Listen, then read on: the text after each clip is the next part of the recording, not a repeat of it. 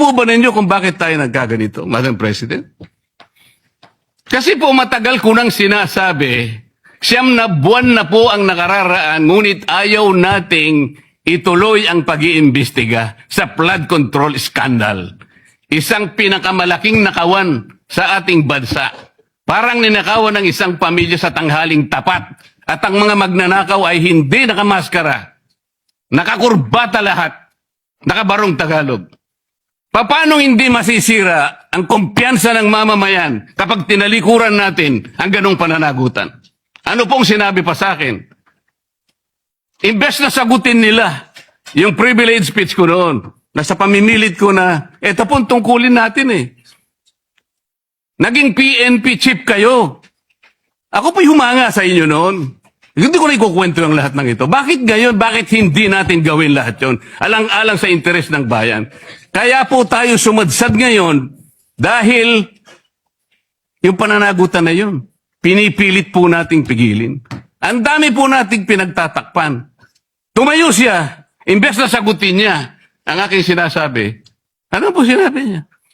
Kung ano-ano po sinabi, nagpalabas din po siya ng napakaraming video na kinakampihan ko si Diskaya, nag-bla-bla, na ang asawa ko raw ay independent na ganito. Lahat po. Pati yung tayo ko sa Congress noon, na sinasansala ko yung mga kasama ko because ngayon ko lang nakita ang Vice President, nagpipresent siya ng budget for 2025. Inaaglahi siya sa budget 2022 and 2023. Yung mga ganun po. Bakit po ngayon biglang nagbago ang kulay natin? Bakit po ganyan tayo ngayon? Bakit po napakababa? Siguro po, kung may pagkakataon tayo, maring bukas o kang makalawa, makikita po ninyo yung complete video yung nangyari nung Lunes, May 11, 2026. Kung paano, alas 7 pa lang ng umaga, nandito na yung tropa ng NBI na nakipag-coordinate sa opisina ng OSAA. Sapagkat balak pala nilang hulihin ang isang senador. Hindi po ba? Nagkaroon na po ng admission. Tinanong ko pa nga yung ating former SP kung nakita niya yung warrant of arrest. Pinakita ba sa'yo? Sabi naman niya, hindi. Naniwala po ako ron. Ngunit bakit sinabi niya, kung mag-coordinate kayo sa USAA. Alam po ba niyo, Madam President, kung ako po ang Senate President, kaya ko lang naman ginagawang halimbawa ito, Madam President, dahil hindi naman po ako magiging Senate President. Kung ako lang, hindi ko papayagan yon, Madam President. Bakit po? Respeto na lang sa premises ng institusyon na ito. Gawin niyo ang gusto niyong gawin. Huwag dito. Nakikiusap ako, utang na loob. Huwag dito. I will do that.